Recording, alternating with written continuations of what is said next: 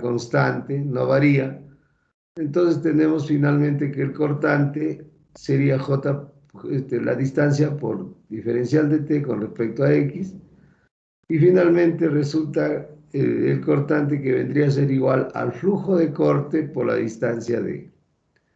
Aquí la distancia, el diferencial de la tracción con respecto a x es el flujo de corte Q. Entonces, por lo tanto, quedaría definido que la fuerza cortante está también definida como el flujo de corte por la distancia, ¿no? Muy bien. Tipos de agrietamiento.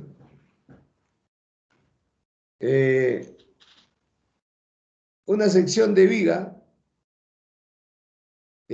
o una viga en resumen completa, en la práctica se distingue tres tipos de agrietamiento. Un agrietamiento estrictamente debido a la flexión y corte. Esto se presenta en las secciones donde se producen mayores esfuerzos de flexión. Generalmente en el tercio central de la luz de la viga, ¿no? Y en los apoyos. Y en los apoyos si se trata de elementos continuos. Son perpendiculares al eje y se inician al borde del elemento, ¿no? En estas secciones el efecto de la fuerza es pequeño en comparación con el momento flector, la que podemos ver en esta figura A. Como pueden ver, estas son las fisuras relacionadas por flexión que aparecen en la fibra traccionada y se prolongan hacia el eje neutro. Eso aparece en una viga. Ahora, la otra fisura es el agrietamiento por tracción diagonal, ¿no? Que se inicia en el eje neutro o cerca de él y se extienden diagonalmente hacia los bordes del elemento. La fuerza cortante que produce el agrietamiento diagonal es del orden de 0.93 por raíz cuadrada de F'Cb por D. Bueno, esta es una estimación. Estas grietas se presentan cerca de los apoyos y en los puntos de inflexión, ¿no? De las vigas de gran peralte, cuyo ancho es relativamente pequeño y están poco armadas transversalmente. Entonces, eh,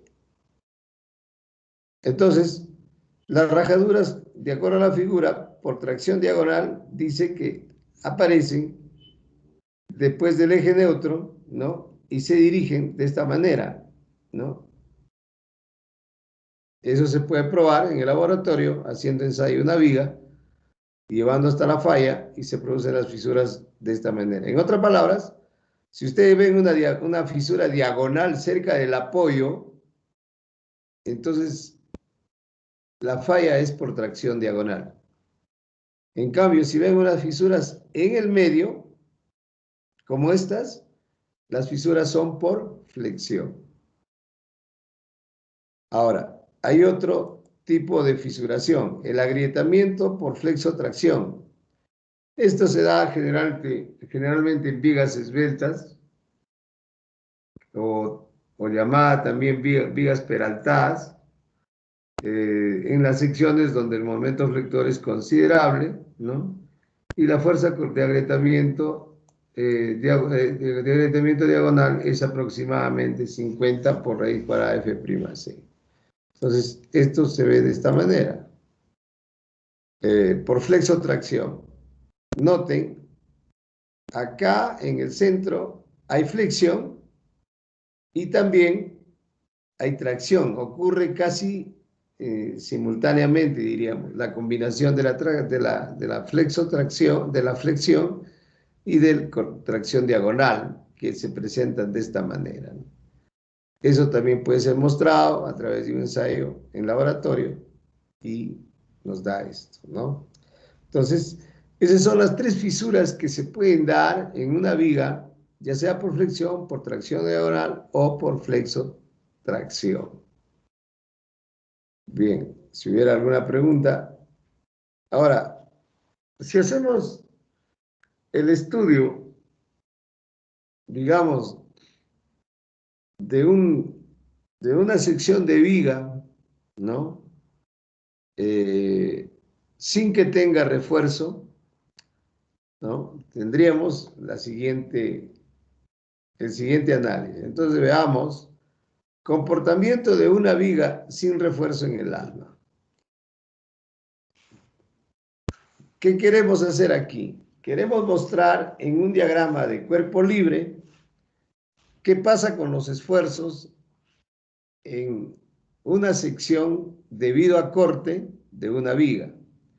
Entonces, una viga sin refuerzo en el alma para resistir solicitaciones de corte, estas serán soportadas estrictamente por el concreto. Las fuerzas que mantienen el equilibrio en la sección fisurada se muestran acá, en esta figura. En resumen, quiero con este diagrama de cuerpo libre mostrar que si se fisura, ¿cómo sería el mecanismo, ¿no?, de esfuerzos internos, ¿no? Sin que tenga refuerzo el alma. O sea, no hay estribos, solamente tiene refuerzo longitudinal. Entonces, esta, este gráfico, donde se ven las flechitas, es la dirección de la fisura, por tracción diagonal, digamos. Entonces, si queremos hacer el análisis de un triángulo de fuerzas en un punto cualquiera, vamos a tener, ¿no?, una componente vertical y una componente horizontal y una fuerza y un esfuerzo a lo largo de la fisura, que para idealización matemática se considera de esta manera en un triángulo de esfuerzos, en un punto cualquiera. ¿Y qué pasa, por ejemplo, cuando se está cortando el concreto, ¿no? Habría una resultante de compresión, ¿no?, horizontalmente, y una resultante de corte vertical, que lo llamamos BCZ, y la cortante C1. Y para mantener el equilibrio, necesariamente, como ya está en corte, hay una cortante, perdón, hay una tracción horizontal que equilibra C1, llamado T2, con lo cual también podemos distinguir que en este punto habría una componente vertical, digamos, debido al refuerzo longitudinal. Entonces, por equilibrio, todas las fuerzas en este diagrama de cuerpo libre es equivalente a otro en el otro sector separado. Aquí es como que se fisura, pero que lo separamos para ver cómo son los esfuerzos internos. Entonces, por equilibrio, el triángulo de fuerzas en este sector es similar al otro triángulo, pero con sentidos opuestos, ¿no? La resultante hacia arriba, el esfuerzo cortante en la dirección horizontal hacia la derecha y el cortante vertical hacia arriba, ¿no? Y las resultantes que tenemos acá.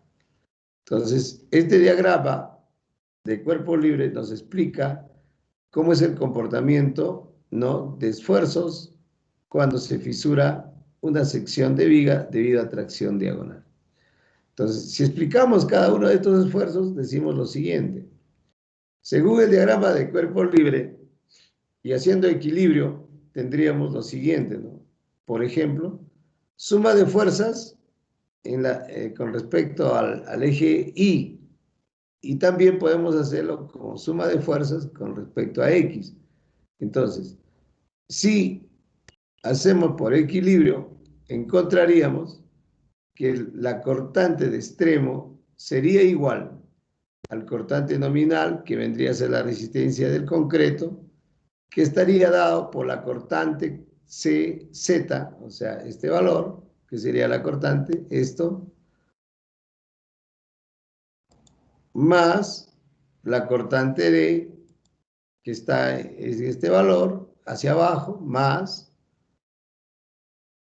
y más la fuerza cortante en el punto de la fisuración, y sería más la componente vertical ahí.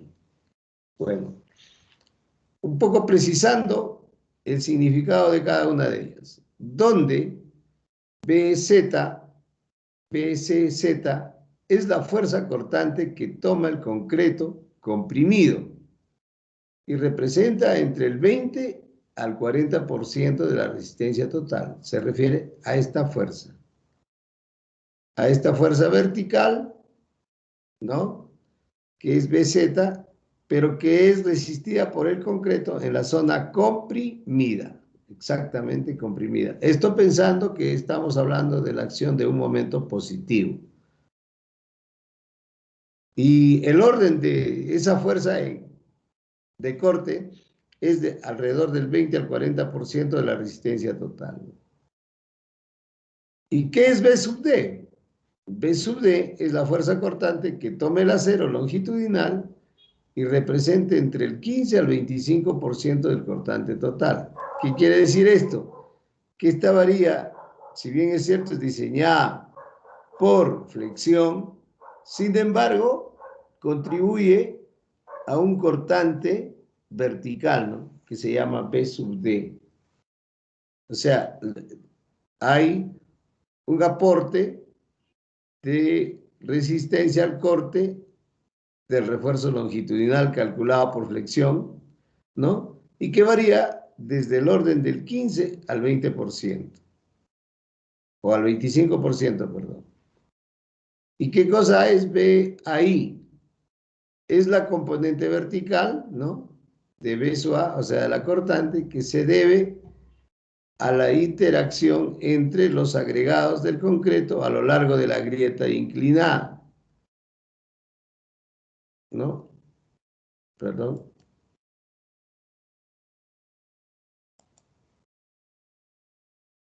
A lo largo de la grieta inclinada.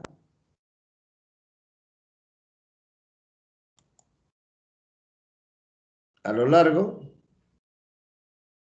y bueno, a la interacción, y se genera por el desplazamiento relativo de los bloques, ¿no? Y constituyen 35 y 50%. Quiere decir esto que,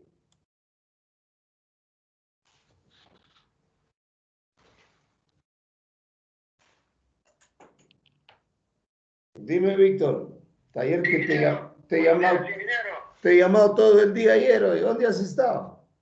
Sí, me da culpar ayer, ¿cómo se llama ayer?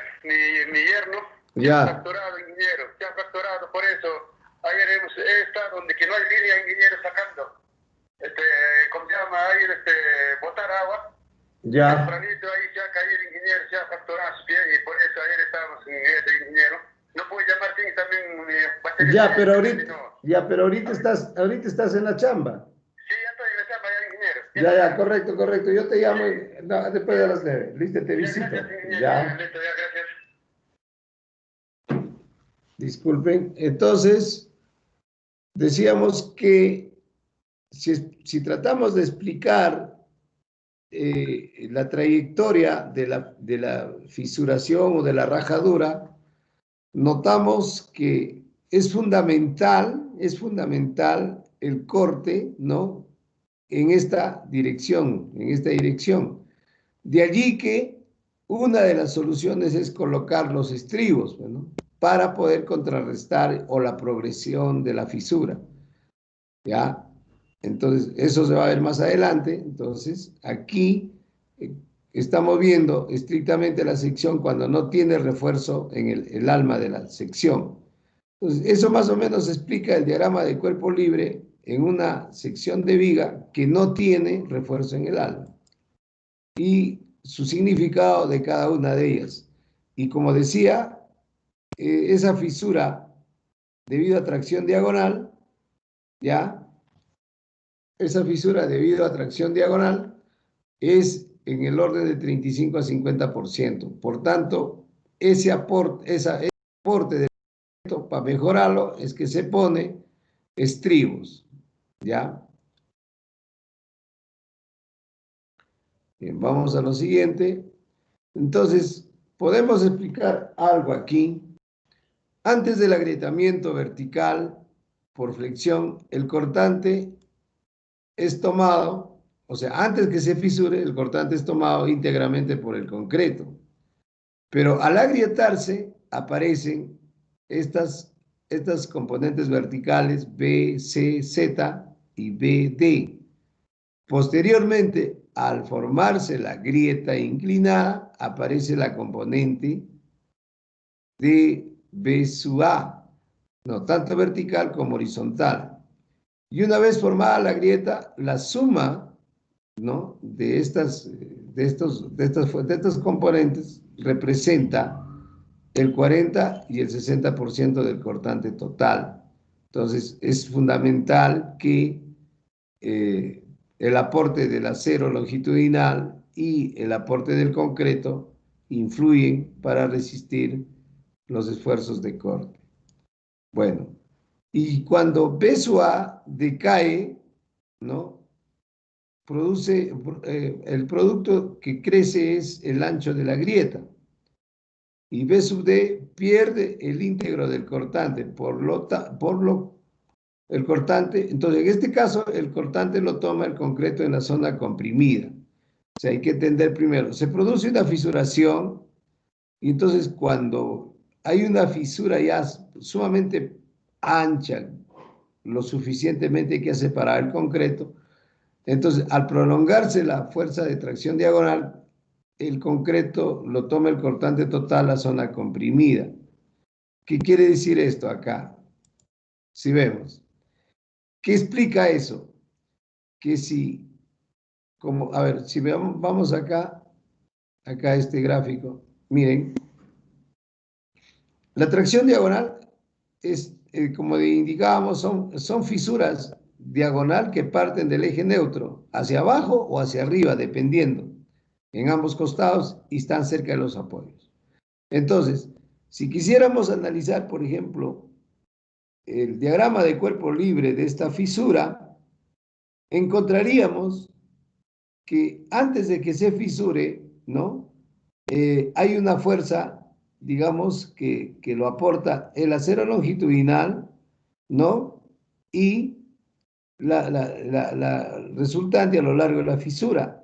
Pero a medida que esta fisura crece, ¿no?, ya es más ancha la fisura o la grieta, ¿no?, la fuerza, digamos, B sub A, que está a lo largo de la fisura, ya no se volvería cero. Pero entonces, ¿quién tomaría el cortante? Justo la zona comprimida donde no hay fisura. Eso explica, ¿no? O sea, cuando ya no hay, digamos, resistencia a lo largo de la fisura, el cortante que lo toma es la zona comprimida, ¿no? Eso es lo que explica esta, esta teoría, ¿no? Cuando EB decae, ¿no? ¿Por qué? Porque se va separando, la fisura va creciendo y entonces ya no hay aporte, ¿no?, del concreto en esa fisura y entonces lo toma los esfuerzos, la zona comprimida del concreto. Bien, igual seguimos explicando la componente BZ, que es la fuerza de compresión en la zona comprimida, digamos, está allí hasta que se produzca la falla, ¿no? O sea, sigue trabajando hasta que se produzca la falla. En la figura que estamos dando, se aprecia que por equilibrio la fuerza T2 debe ser igual a la fuerza C1. Si no existiera la grieta diagonal, T2 sería igual a la compresión en el concreto. Y en la sección que tiene el punto A, sin embargo, es igual a la compresión en la sección que pasa por el punto B, lo cual es mayor, ¿no? Este mecanismo de falla, ¿no?, sin esfuerzo transversal, son múltiples y dependen fundamentalmente del esbeltez del elemento. ¿Qué quiere decir eso? Es decir, cuando la viga tenga más peralte, estas fisuras serán insignificantes, ¿no? ¿Por qué? Porque tendríamos una gran zona de compresión, a diferencia de una viga que tenga un peralte bajo, donde aparece, se comienza a fisurar en tracción diagonal y muy rápido la fisura puede llegar a la zona comprimida, pero se hace muy fuerte en vigas sumamente peraltadas, ¿no? De allí que, de allí que en estructuras tengamos que pensar para satisfacer el corte el peralte de la viga, ¿no? El peralte de la viga, que es fundamental.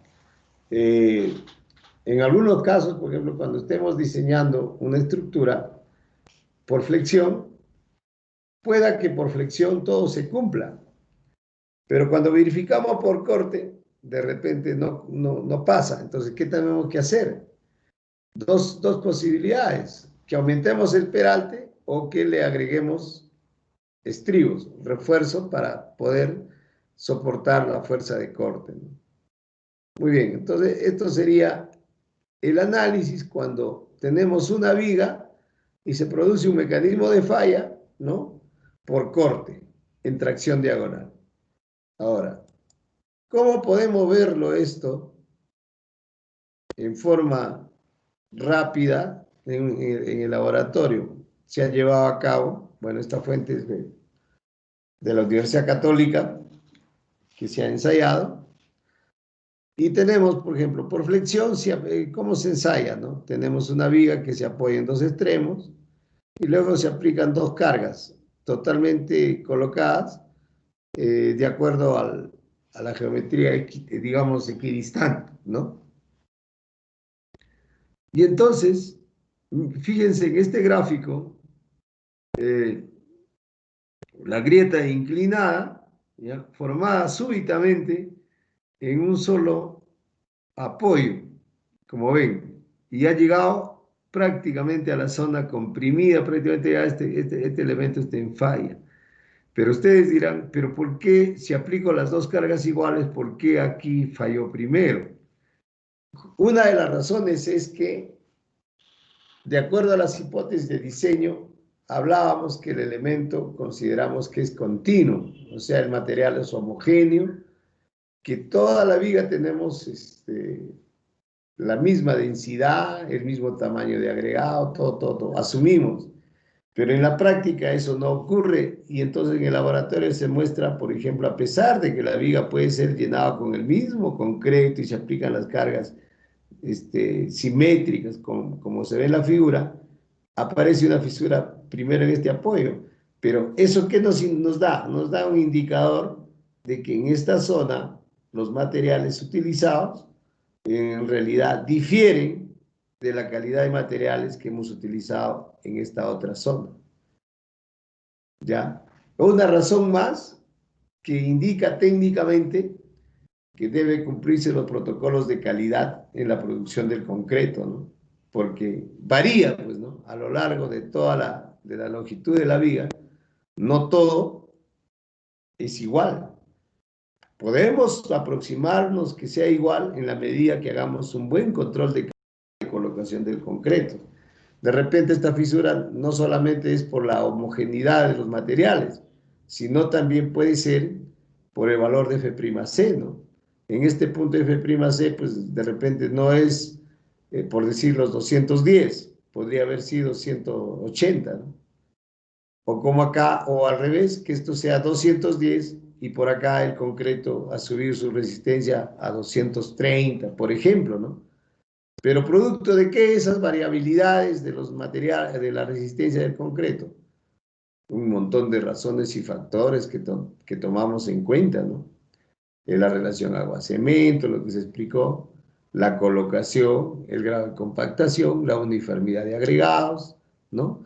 Toda una serie de cosas. Esto muestra de cómo una viga puede fallar por corte digamos, si es que no se cumple estrictamente los protocolos de calidad del concreto al ser colocado.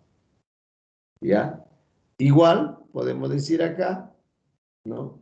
Por ejemplo, es una falla por tracción diagonal y aquí podríamos notar una falla por compresión, ¿no? Una falla por compresión. Dime, José, ayer me olvidé de mandar el archivo y pucha, que verdad. En una hora lo envío. Mira, no lo ha pasado, ¿no? No me olvidé, oye, que estaba No, bien. justo el ingeniero Maguiña me acaba de llamar, me dice, tenemos que correr, me dice, para Ya, darle ya, ya. En una hora te lo envío. directo a su correo de Ya, WhatsApp. ya, ya, correcto, correcto. Ahorita te lo envío, ¿ya? Ya, por favor, ya. Entonces tenemos, por ejemplo, en un ensayo, digamos, por corte, pero que la falla es en compresión ya. Imagínense, acabe. Si bien es cierto, puede haber, digamos, un inicio de fisuras por flexión acá, en la parte de la viga, pero cuando es por compresión del concreto, mire la falla, ocasionado por una fuerza cortante, ¿no? Grieta inclinada formada gradualmente en varias etapas de la carga, ¿no? Y entonces va incrementándose la carga, se va produciendo la fisura y más incrementamos la carga, sigue la fisura y por lo tanto, primero falla en esta zona, ¿no? Por compresión. Igual, una falla por adherencia ya, por ejemplo, acá, ¿no? Miren, acá no hay acero, no hay nada, entonces no hay que pueda confinar al concreto ni pueda mejorar la adherencia, entonces la grieta se produce de esta manera, ¿no? Y esas cosas se pueden hacer en el laboratorio, ¿no? Y nosotros, por ejemplo, un buen trabajo de tesis sería estudiar, ¿no? Estudiar, porque esto no ha ocurrido en la zona, no hay ninguna bibliografía. ¿Qué pasa, por ejemplo, si estamos hablando de la herencia? Una buena tesis de título es, por ejemplo, investigar con un modelo a ensayar, ¿no? ¿Qué pasa, qué pasa con el comportamiento al corte de una viga hecha digamos, con agregado manufacturado, procesado, piedra chancada, con respecto al uso de un material que no es chancado y es simplemente un material natural seleccionado?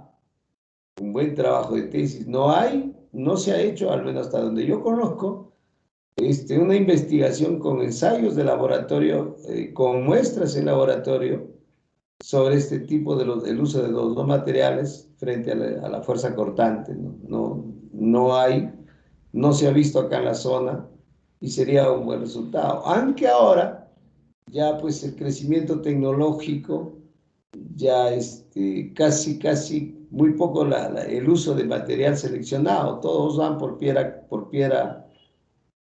chancada. Sin embargo, no está de más hacer una investigación de título profesional sobre esto y sería un buen aporte, ¿no? Porque lo que se ha hecho, generalmente, pues ensayos a compresión, pero eso no, son muy ampliamente analizados. Sin embargo, el comportamiento a fuerza cortante en estas dos condiciones de material no se ha hecho, ¿no? Si alguien tenga interés de realizar un título profesional investigando esto, lo podemos hacer. Cuenten con mi apoyo, aquel que tenga interés en hacerlo, ¿no? Bueno, ahora ya tenemos en la universidad, y así no hubiera, pero el equipo de ensayo para ensayar esto no es difícil, ¿no?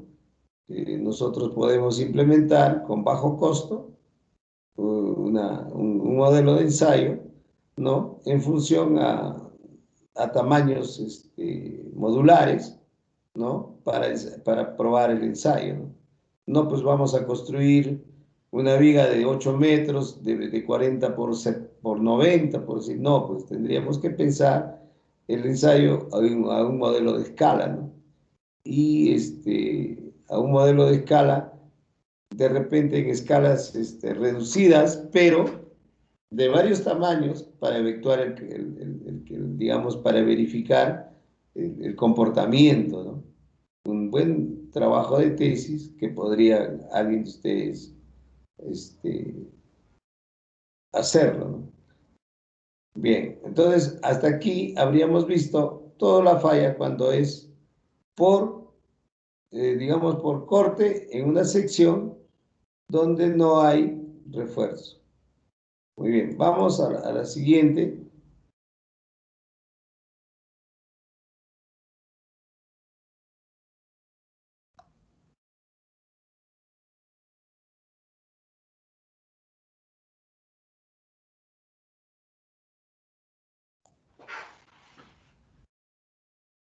Ya.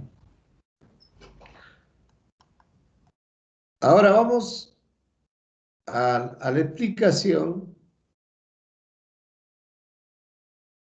salvo alguna pregunta.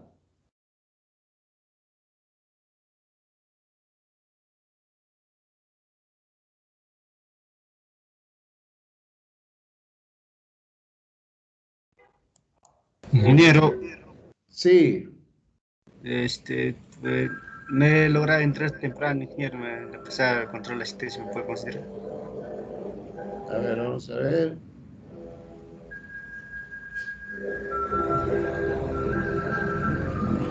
¿Cómo te llamas? Capcha Garcilaso.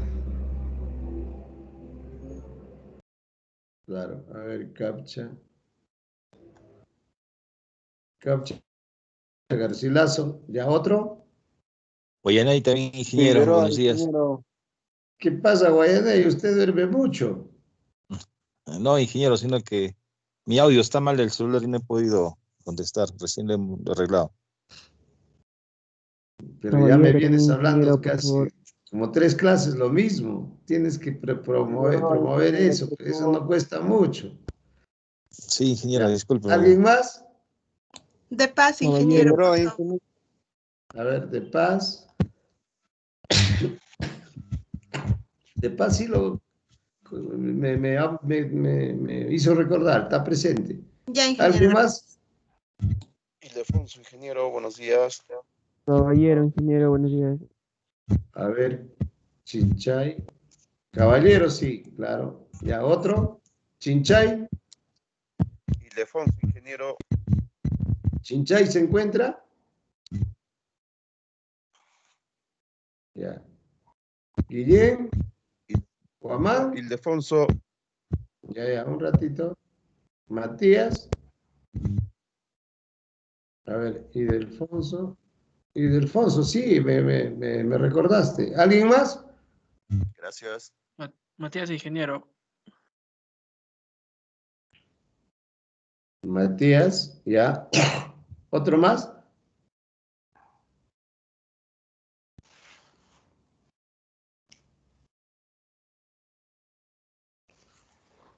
Ya, bien, no hay. Entonces,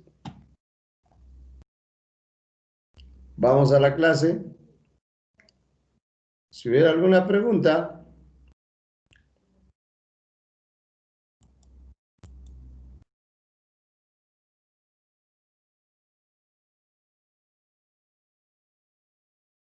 Ingeniero, con respecto a la clase de ayer, si le podría preguntar sobre la losa maciza, usted mencionó que es lo mismo prácticamente para hacer una losa ligera, pero en los tramos utilizaríamos el mismo código para la ACI, es prácticamente lo mismo, simplemente que la variación es a ver, solamente en el área no te he tributaria. escuchado, no te he escuchado. Ayer hicimos una clase, lógicamente, de los aligeradas. Sí, dime.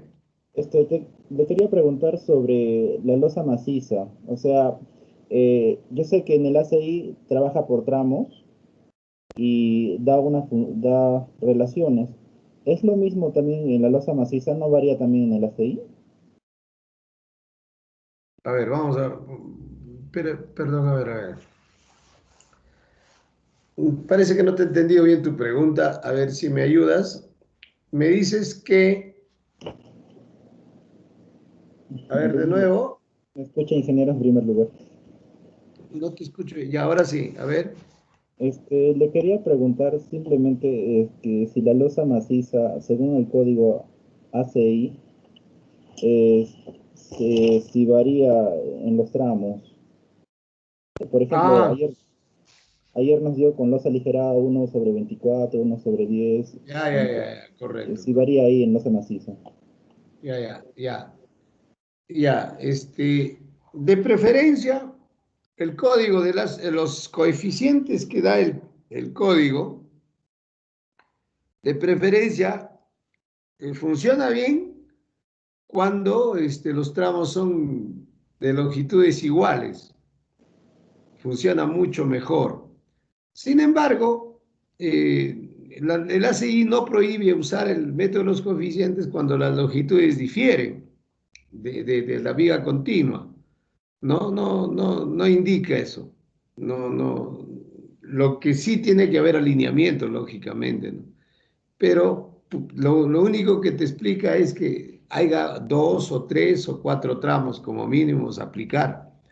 Entonces, en resumen, no hay ningún problema. Los coeficientes del ACI puede ser para los tramos de cualquier longitud, no hay ningún problema, y que varíen a lo largo, ¿no? No sé si a eso te refieres tu pregunta. Sí, me respondió la segunda pregunta que le iba a hacer también. A ver, Si los tramos varían mucho, por ejemplo, si en un tramo es 3 y en un tramo fuera 4 o 4.5, así, ¿no cambiaría ya. mucho?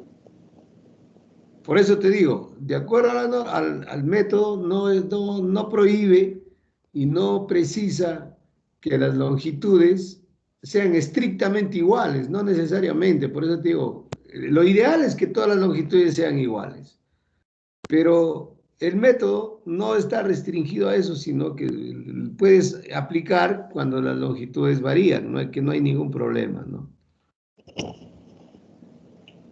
¿Ya?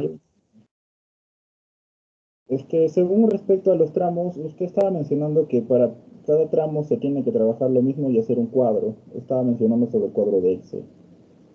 Ah, Por ejemplo, en el tramo A, B y después ponía tramos A, tramos B, tramos B, C. ¿A qué se refiere con A y B en separado? a ver, vamos a ver. Voy a ir a la pizarra. Es una buena pregunta, de repente no completé. A ver.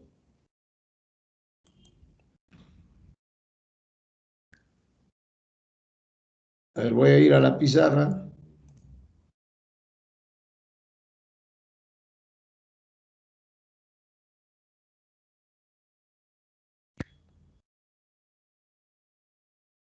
A ver.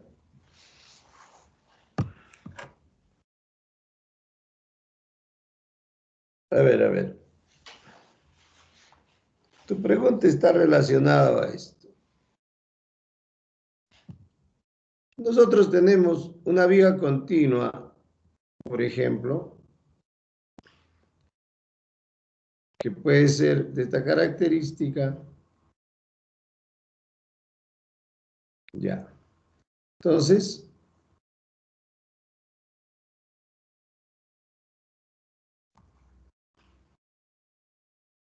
nosotros lo tenemos claro que aquí va a haber un momento negativo y un momento positivo, negativo, momento negativo, momento positivo.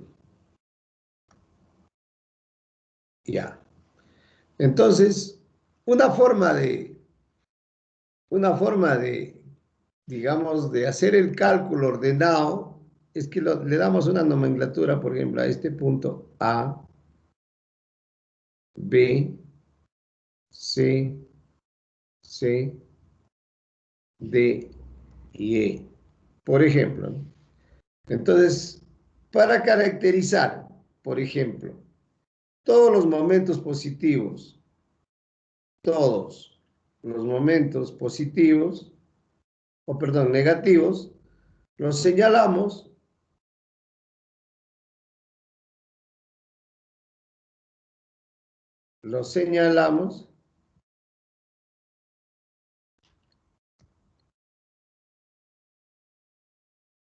por el punto, por la nomenclatura del punto, por la nomenclatura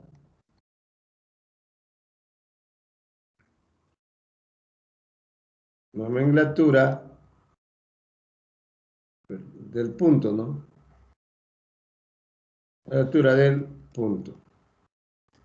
En este caso, por ejemplo, el momento negativo en A, ya, sería para referirnos al momento en A. Y entonces, en cambio, el otro es todos los momentos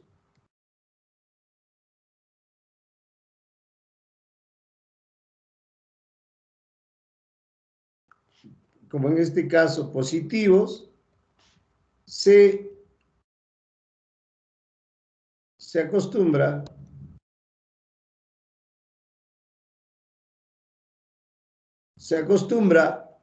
a darle la nomenclatura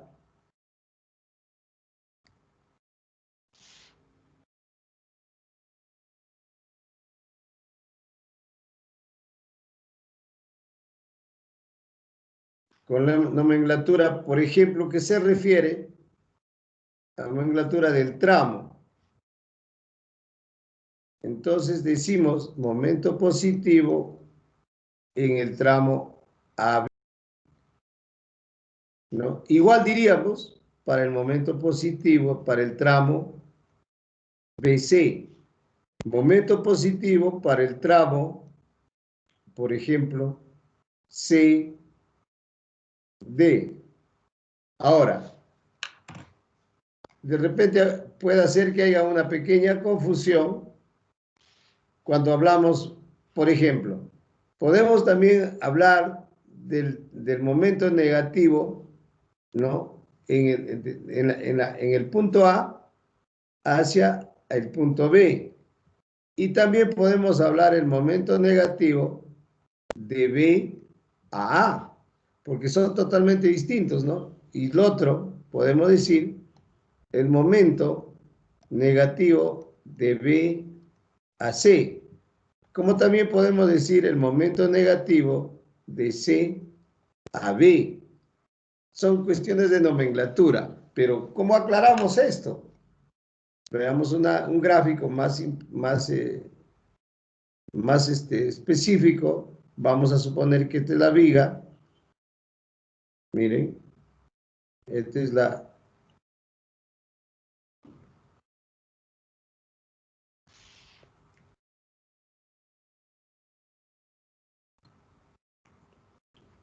Vamos a suponer que esta es una viga continua, ¿no? Y entonces, por ejemplo, este supongamos que es el punto A, este es el apoyo B, este es el apoyo C, y así sucesivamente. Entonces, si graficamos, el diagrama de momentos va a ser así.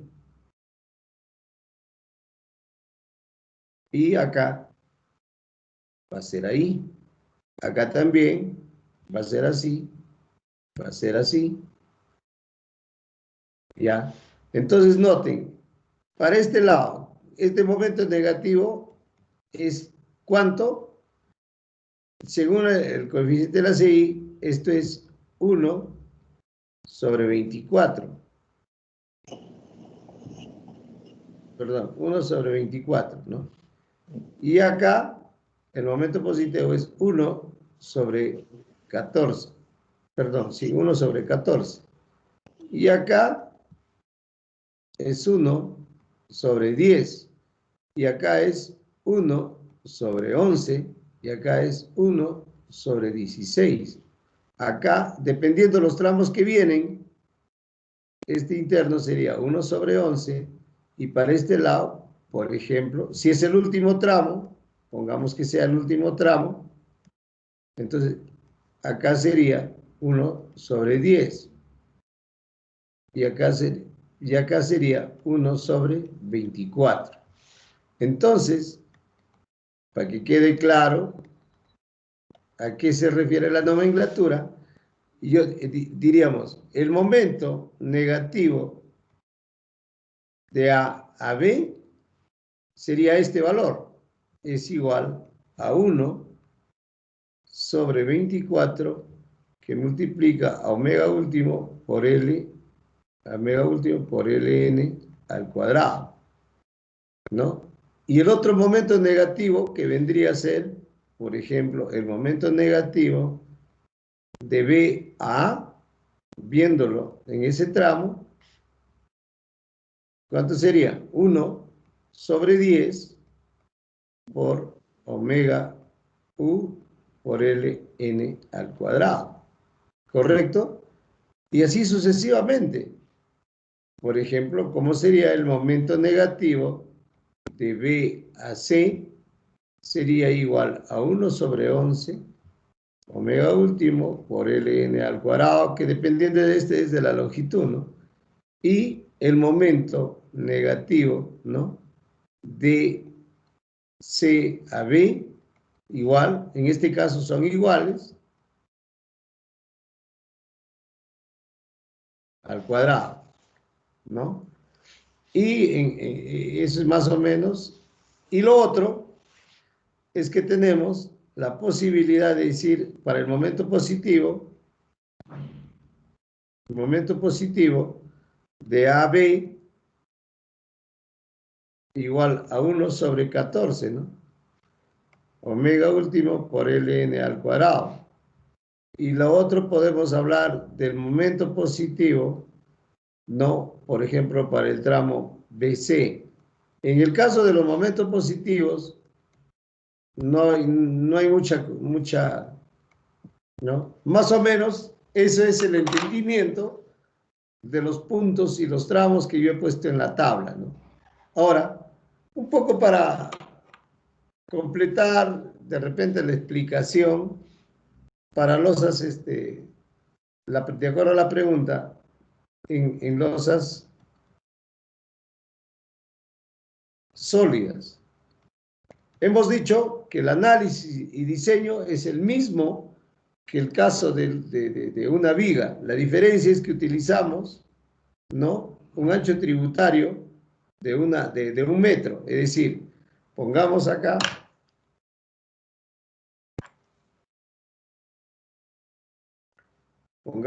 vamos a verlo. Vamos a poner acá más rápido, así.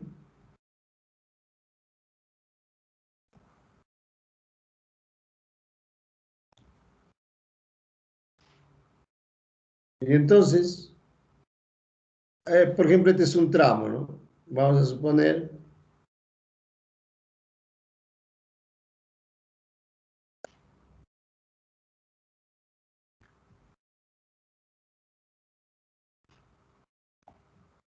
muy bien. Y mi dirección de losa sólida es en esta dirección. Por ejemplo, ¿no? En esa dirección se va a producir el momento. ¿Qué quiere decir esto? Que si yo analizo, ¿no?, mi diagrama de momentos podría ser al eje o a la cara, dependiendo. Entonces voy a tener esto.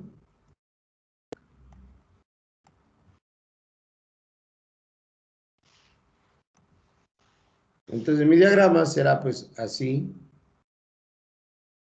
así, y bueno, de esta manera, ¿no? Ya.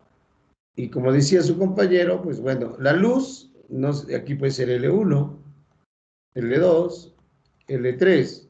Entonces, L1, L2, L3 son diferentes, ¿no? Perdón. Son diferentes. No, L1 son diferentes. Lo ideal es que sean iguales, pero no necesariamente, y el método no precisa. Entonces, por lo tanto, puedo usar. Ahora, el análisis, por ejemplo, este sería viéndolo en planta. Entonces, el análisis que se hace de la viga, de la losa, se hace, perdón, vamos a ponerlo con otro color. Por ejemplo, se hace el análisis de la franja, ¿no? Y esto es, hemos dicho, 1 metro. Generalmente se toma para el análisis como si fuera una viga ancha de 1 metro, ¿no? O sea, en otras palabras, es como si fuera una viga, ¿no?, de 1 metro y por un peralte H. Y lo que tome el momento y lo que salga el acero se distribuye en 1 metro, ¿no? por ejemplo, me salió, pongamos 5 centímetros cuadrados. Esos 5 centímetros lo tengo que distribuir en 1 metro, porque estoy haciendo el análisis por 1 metro de longitud. ¿Ya? Ahora bien, el predimensionamiento en este caso, ¿no? Aquí hay que, para predimensionar una losa sólida, tiene mucho que ver el tema del peso, ¿no? ¿Ya? Pero también hay extremos. ¿Qué pasó? Ya bueno, volvió solo.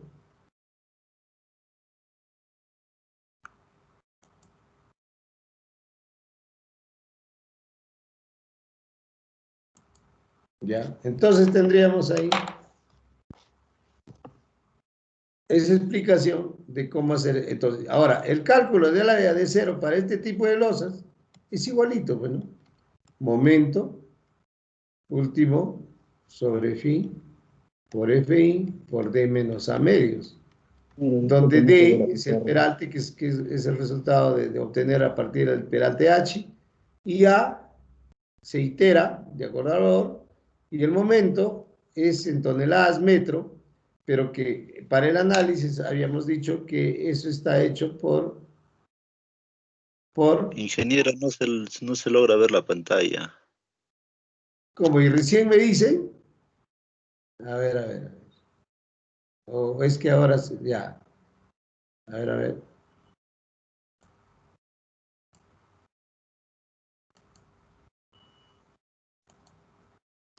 De los últimos 3 minutos nada más, ingeniero. Ya. Desde que usted mencionó que se ha ido de la nada, no se ve. Ya, ahí está. Ingeniero. Ya, correcto. Entonces, como les decía, en losas sólidas podemos hacer el análisis, ¿no? Viéndolo en planta, ¿no? Y la dirección de la losa en este sentido, el ancho tributario que consideramos para el análisis es 1 metro. En otras palabras, para el análisis se considera una viga, podríamos llamarle chata, ¿no? Como quieran, de una base igual a 1 metro por la altura H, que vendría a ser el peralte de losa. Entonces, más o menos es eso, ¿no? A ver. Es decir, acá, B, en este caso, es 1 metro y H es igual a lo que resulte, ¿no? Ahora, vamos a ver. Voy a ponerlo mejor más abajo. A ver, entonces tendríamos que B, siempre el análisis es igual a 1 metro. Y H es esto. L, en este caso, L sobre 25 y menor o igual a L sobre 30, más o menos, ¿no? En ese rango hay recomendaciones para hacer para el peralte de losas sólidas. ¿Ya? La norma dice algunas veces 28 acá y acá 25, pero eso, como le digo, tiene que verificar por corte, ¿no? Ya, entonces hay que verificarlo por corte.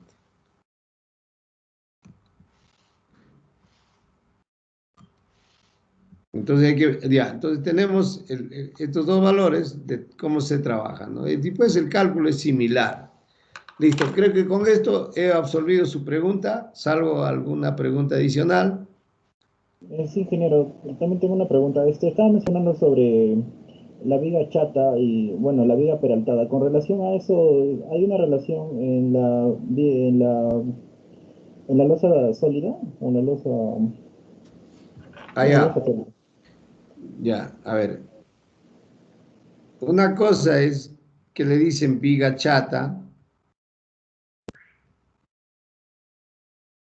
y otra cosa es losa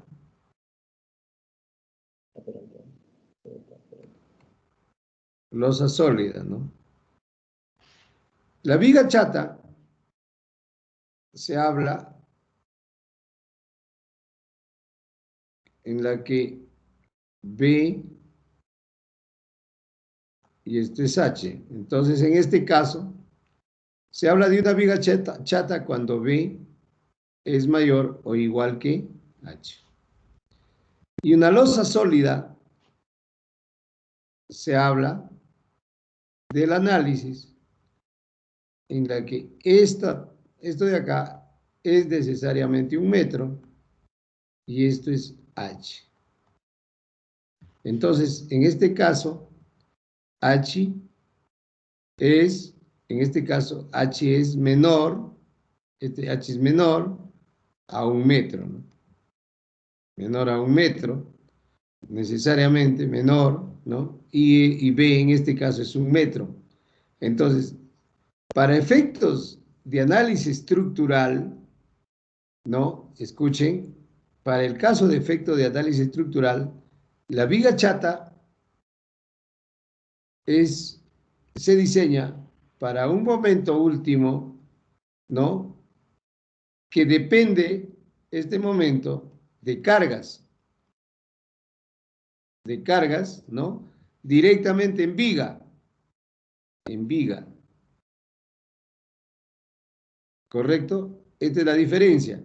Y acá, el momento último, también soporta cargas, ¿ya? Pero cargas para un ancho tributario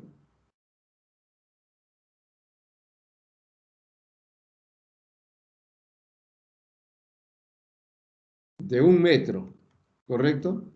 A diferencia de que la viga chata puede no ser solamente su área de influencia B, puede tener y de repente considerar un ancho tributario de acción de la viga de 1 metro, 2 metros, ¿ya? En eso radica, no hay una relación directa, Una cosa es que le llaman viga chata y otra cosa es losa sólida, sino que en algún momento les he dicho que es algo como que fuera una viga chata, pero que no lo es, ¿no? ¿Ya? ¿Correcto? ¿Se ha comprendido? Sí, ingeniero. Ya, tomen nota de que una viga chata puede ser diseñada para un momento último que resiste cargas, ¿no? Que resiste cargas en la viga, resiste cargas en la viga, pero que esas cargas han podido ser metradas en función de un ancho tributario mayor a 1 metro, puede ser 2, 3, lo que sea. A diferencia de la losa sólida, que necesariamente el cálculo del momento es en una franja de 1 metro, estrictamente. ¿Correcto? Ya. Ahora, seguimos con la teoría. ¿Alguna otra pregunta?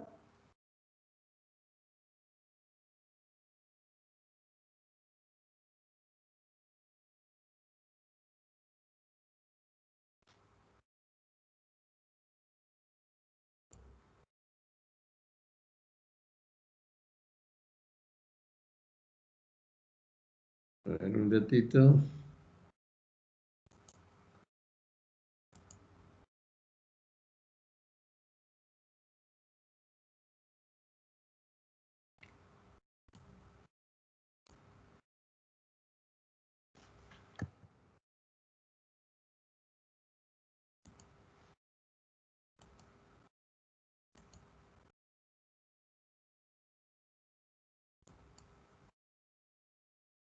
Ya, entonces, ahora vamos a la explicación de cómo es el tema. Hemos analizado el tema de una sección de viga al corte cuando no tenía refuerzo vertical, el alma. Ahora, veamos el comportamiento de una viga con refuerzo en el alma. O sea, ya tiene los estribos. Entonces, igual, suponemos aquí, estamos compartiendo pantalla, ¿no? Ingeniero. ¿Se ve la pantalla? Sí, comportamiento de una viga con refuerzo en el alma. Ya, correcto. Entonces, hemos analizado el corte para una viga que no tiene refuerzo en el alma. Y cuando hablamos de refuerzo al alma, nos referimos a los estribos. Este es un estribo. Por ejemplo, acá está la varilla, ¿no? Vertical. Entonces, para eso suponemos un tramo de viga, ¿no? Que tiene refuerzo en el alma, ¿ya? Y la fuerza cortante es resistida tanto por el concreto como también por el refuerzo. Muy bien. Entonces, en un diagrama de cuerpo libre, al igual que el caso anterior, se mantiene en equilibrio. Si hay una fisura, se hacen dos partes, ¿no? Y por equilibrio las fuerzas deben ser, digamos, iguales. En este caso solamente se incrementa el aporte del acero. Por ejemplo, el triángulo de fuerzas que se origina a lo largo de la grieta o fisura sigue siendo B sub A y las componentes BAX y BAY. Sigue siendo el aporte del acero longitudinal llamado T2 y también la componente vertical BD. También continúa en la compresión siendo una fuerza resultante horizontal de compresión y una fuerza resultante de compresión en el corte que llamamos BCZ. ¿Y qué se adiciona a esto? Lo que está pasando en el acero, ¿no? El esfuerzo vertical estrictamente del estribo que se llamaría BS. BS. Aquí no aparece una componente horizontal. Se considera estrictamente la componente vertical del acero de refuerzo en el alma. Entonces, de acuerdo a la convención dada para estas fuerzas en el diagrama de cuerpo libre, en la otra parte se mantiene lo mismo, pero en sentido contrario para mantener el equilibrio. ¿Correcto?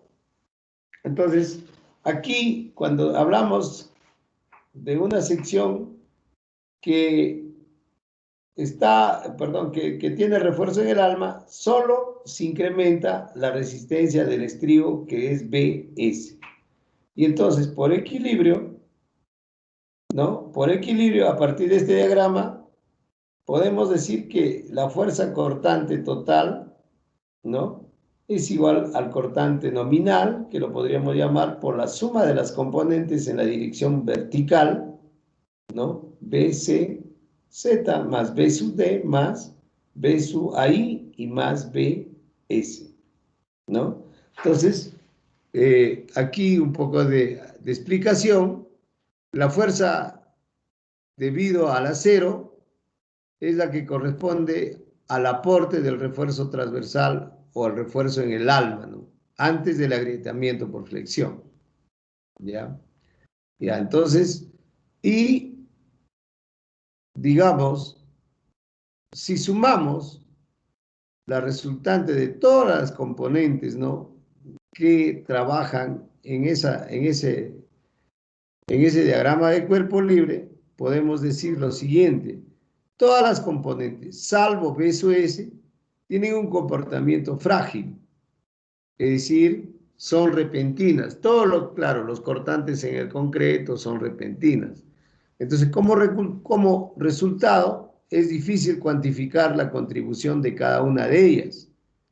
Por tal razón, el ACI indica que para fines de diseño debe tomarse en cuenta, ¿no?, el cortante CT, B sub D y B sub ACI, ¿no?, y se agrupa en una sola contribución denominada B sub C, ¿no? Entonces, el aporte de estas tres fuerzas lo consideramos como un aporte del concreto, y en la cual esta ecuación general quedaría, ¿no?, quedaría la fuerza cortante externa es igual a la cortante nominal interna, y eso sería al aporte de las tres componentes dadas en B sub C más B sub S. ¿correcto? Entonces, B sub C, el ACI, bajo muchos estudios, lo ha considerado como un aporte único, ¿no? Y entonces, como estas fuerzas, como decíamos, es difícil de cuantificar, el ACI recomienda utilizar una sola resultante, B sub C. Y B sub C prácticamente es la resistencia que depende directamente de la calidad del concreto. Y B sub S depende de la calidad del acero. ¿Ya? Entonces, aquí podemos ver en la figura una explicación más desde el punto de vista geométrico, cómo son digamos, los aportes de cada una de las componentes. Esto es de acuerdo, digamos, la referencia de Teodoro Harsen, por ejemplo, dice, la primera, la fisura flexión, la grieta diagonal, la afluencia del estribo y la falla. Entonces, aquí, por ejemplo, en la grieta diagonal, el aporte del acero. Sigue, digamos, sigue aumentando la grieta, el aporte del concreto vertical. El otro, el aporte del acero longitudinal y luego el aporte del concreto en la zona comprimida. Sumada a todas esas fuerzas, nos da como resultado, ¿no?, la resistencia al corte de una sección, más o menos, ¿no? Bien. Entonces, en resumen, la presencia del refuerzo por corte en el comportamiento del elemento de concreto armado ocasiona lo siguiente. O sea, poner estribos en el alma de la viga nos proporciona lo siguiente. Primero, incrementa la resistencia al corte. O sea, si yo pongo estribos en una viga, de acuerdo a los resultados del laboratorio, es que esa resistencia al corte aumente. También, ¿qué pasa cuando pongo estribos? Aumenta la capacidad de deformación. En otras palabras, aumenta la ductilidad, porque ductilidad significa o es sinónimo de capacidad de deformación. ¿Ya? Es dúctil, se deforma. Otra característica importante de usar refuerzo en el alma es que controla el ancho de la grieta, ¿no? Para que la grieta se prolongue cuando tiene refuerzo en el alma, es más difícil, ¿no? ¿Por qué? Porque el acero entra a tallar y soporta esfuerzos. Entonces el ancho de la grieta disminuye, ¿no? Disminuye, lo controla. Bueno, sí. Una pregunta. Ahora que está hablando del ancho del agrietamiento, ¿dónde va a ser más pronunciada las grietas que se van a producir en la viga? ¿En la parte transversal o lateral o en la parte que va a ir debajo de la viga? A ver, quiero entenderte. A ver. ¿Recuerdan de 3 gráficos que le mostré, donde las fisuras son, una es por flexión, otra es por tracción diagonal, y las otras fisuras que eran de flexo-compresión? ¿Correcto? Entonces, tu pregunta lo quiero entender como que ¿cuál aparecería primero o cuál, digamos, a partir de dónde podría iniciarse la fisura diagonal? ¿Esa es tu pregunta? Claro, o ¿dónde sería más pronunciado? ¿Dónde sería más pronunciado el agrietamiento? Ah, ya. Bueno, la respuesta es concluyente. La fisura que aparezca depende de la magnitud de la fuerza que actúa como respuesta de la característica del elemento. quiero decir en otras palabras, si yo tengo un momento, por ejemplo, de 30 toneladas y lo aplico en una viga de un peralte, por decirlo así, de 25 por 30, entonces lo primero que me va a pasar es que va a aparecer las fisuras por flexión si es que el cortante sea bajísimo. Y al revés. ¿Cuándo me va a aparecer primero o cuál es lo que va a ocurrir? Es que si yo tengo la misma viga, ¿no? Con un peralte, digamos, de 25 por 30, pero para un momento, digamos, insignificante de 5 toneladas, metro, frente a un cortante de 60, 80 toneladas. Entonces allí va a aparecer ya no fisuras por flexión, sino la fisura diagonal. ¿Entiendes? ¿Y qué se iniciaría a partir del eje neutro? Entonces va a depender de la magnitud de las cargas y la característica del elemento. No sé si he podido contestar o he entendido bien tu pregunta de acuerdo a lo que me has indicado. Sí, ingeniero. Ya, correcto. Entonces, seguimos. Bien, y lo último, controla la pérdida de la herencia, pues lógicamente, ¿no? Los estribos, al momento de entrar en trabajo para resistir el corte y no permitir que la fisura se haga más ancha, entonces mantiene la adherencia, ¿no? Mantiene la adherencia. ¿Ya? A ver, un ratito, por favor.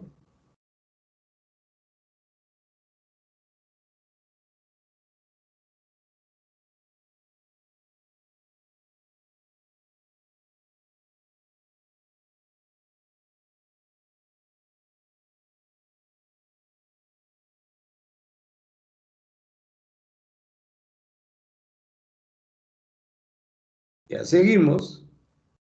Entonces, fíjense, les decía acá que si bien es cierto, el análisis se ha hecho en una parte específica de la viga, tratando de ver un diagrama de cuerpo libre y el equilibrio, hemos concluido que el ACI propone darle un único valor a estas tres fuerzas, sumar a estas tres fuerzas. En otras palabras, B sub C sería igual a BCZ más B sub D más AI.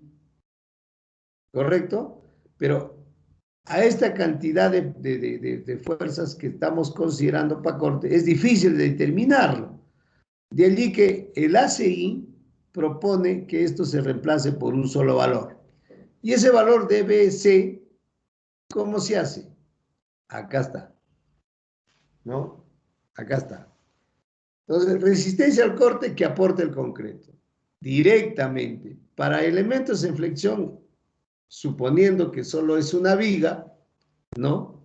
Vamos a suponer que es una viga, ¿no? Es una viga, entonces, el aporte total del concreto se resume a esta ecuación. Investigaciones realizadas por todas las fuentes, se ha determinado que la resistencia al corte del concreto, el valor promedio es igual a 0.53 por raíz cuadrada de F'C B por D. Entonces, la resistencia al corte del concreto estaría en función de la calidad del concreto y de las dimensiones, ¿no? Cuanto más pequeñas sean estas dimensiones, la resistencia al corte será menor. Y a su vez, cuanto menor sea la calidad del concreto, la resistencia al corte también es menor. Por lo tanto, la resistencia del concreto al corte se estima aplicando esta fórmula, ¿ya? Que es el resultado total de todas las fuerzas que ocurren dentro de la sección de la viga. Ahora bien, como les había dicho y les seguía comentando, para decidir cuánto es realmente la resistencia o el aporte del concreto al corte, intervienen varias variables, ¿no? Entonces, resumimos acá. Las variables que afectan el BC o la resistencia al corte del concreto son la resistencia a la tracción del concreto, ¿no?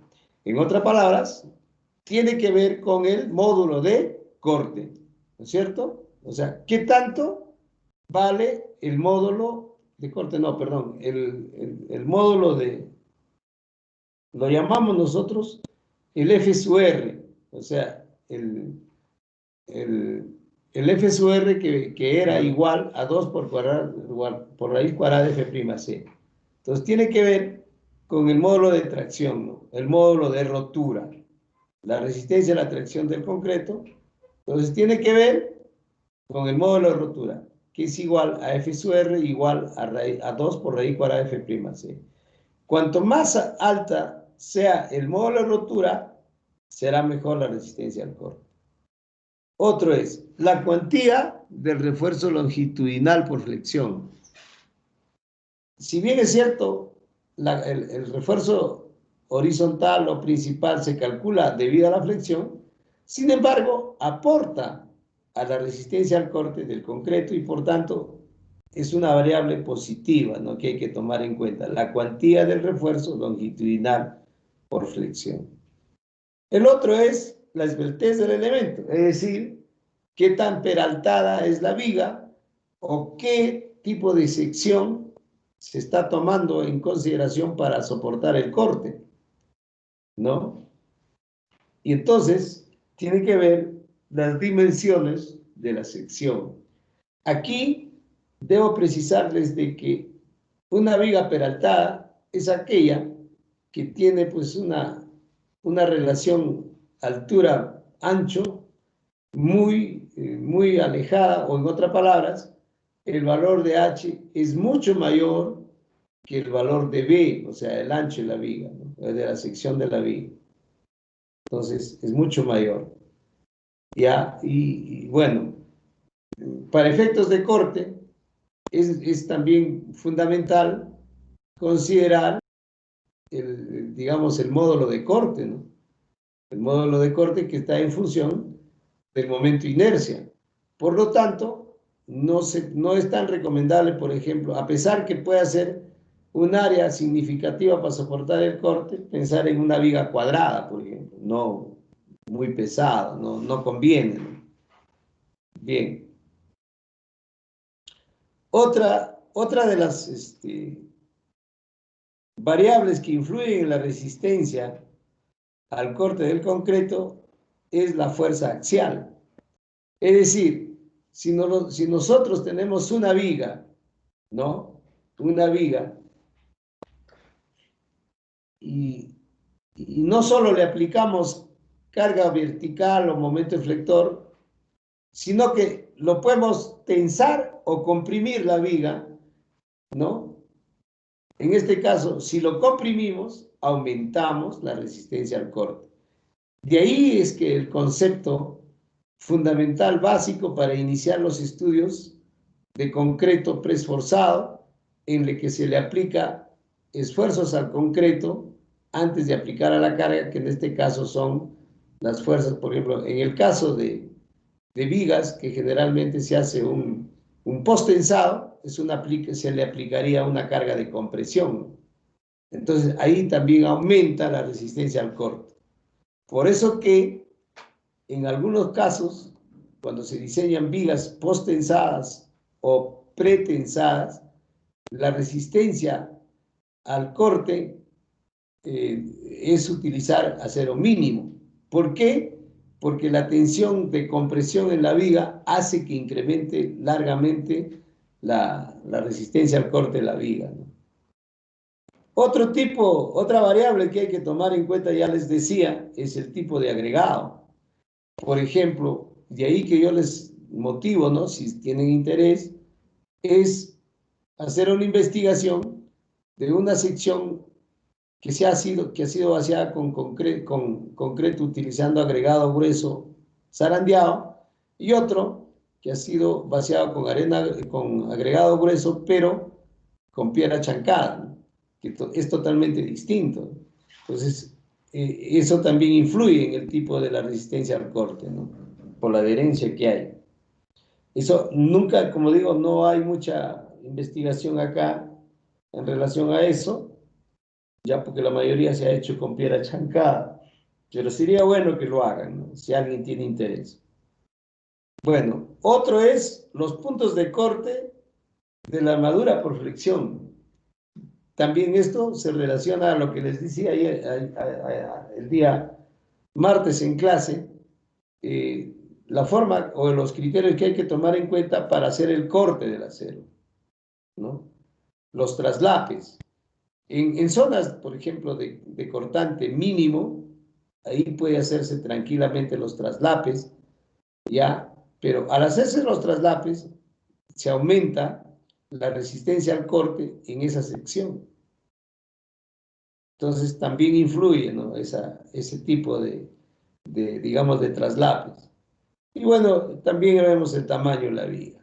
Bueno, el ACI, aparte de esta fórmula simplificada que manda acá, se han hecho investigaciones y proponen también otras fórmulas, ¿no? Por ejemplo, la resistencia al corte con esta expresión en kilogramos por centímetro cuadrado, ¿no?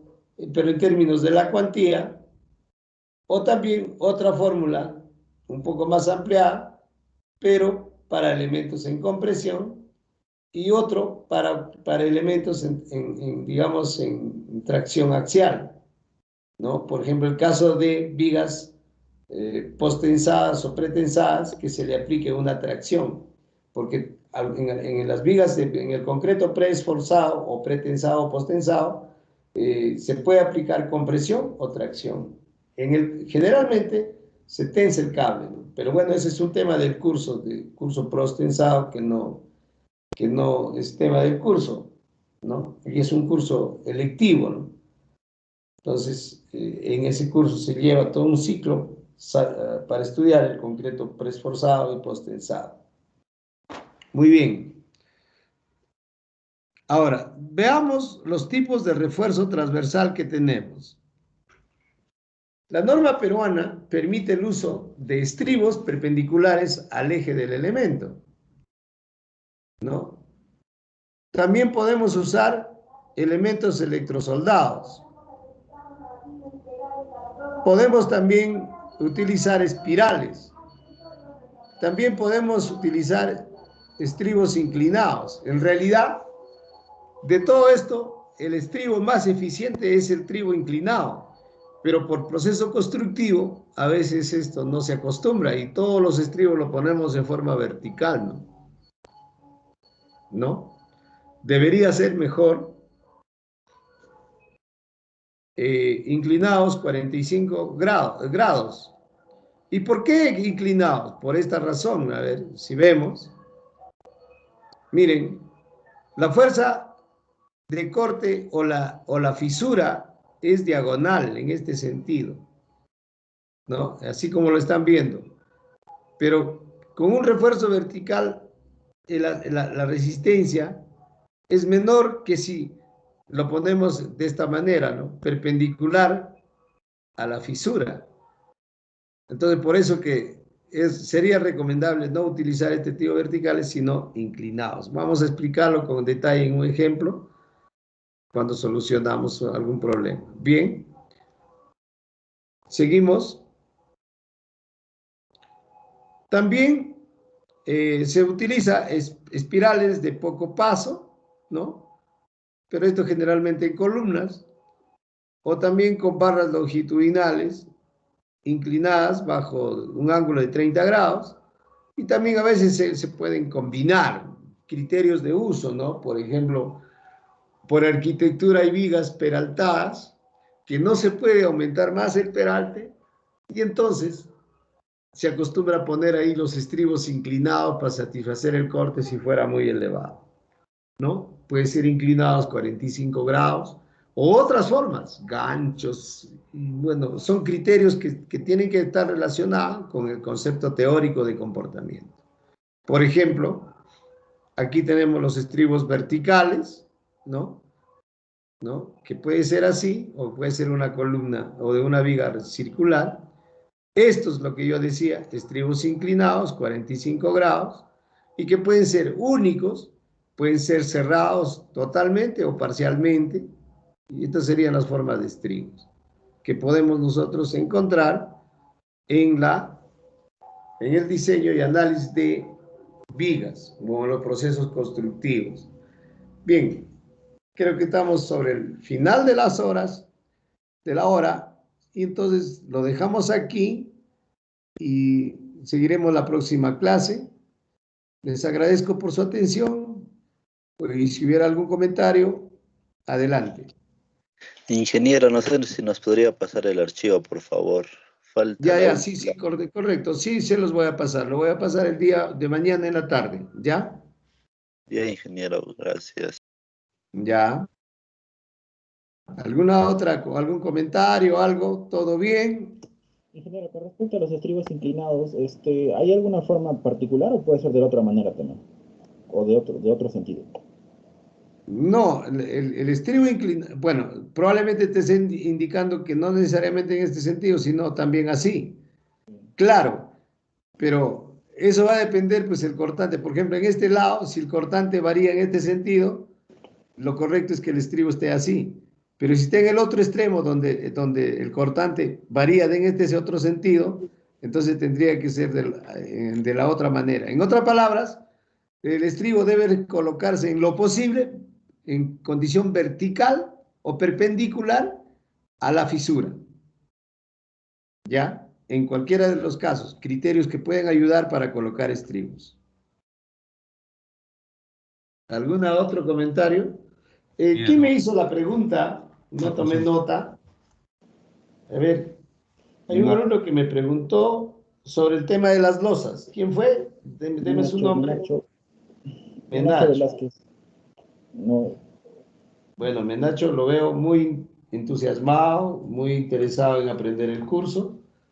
Ya les digo que aparte que yo pueda contribuir de repente, no puedo pensar en qué porcentaje en su formación académica, profesional, me sentiría muy contento si estoy aportando por lo menos con el 20% de lo que ustedes deben conocer el curso de concreto armado. Lo ideal es que me comprendan al 100%, pero como les decía al inicio, este curso es la herramienta del ejercicio profesional, por tanto les sugiero que sigan ampliando su conocimiento. Si cualquier duda me consultan, porque con estos conceptos, con este curso es que van a ganar plata.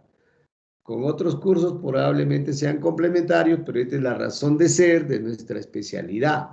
Y que también, así como pueden ganar plata, nos podemos complicar la vida, ¿no? Entonces, para eso, mejor estudiar, trabajar y analizar, y hacerlo con conocimiento de causa, el trabajo profesional. Entonces, muchas gracias por el día de hoy, y estamos en clase la próxima. Gracias.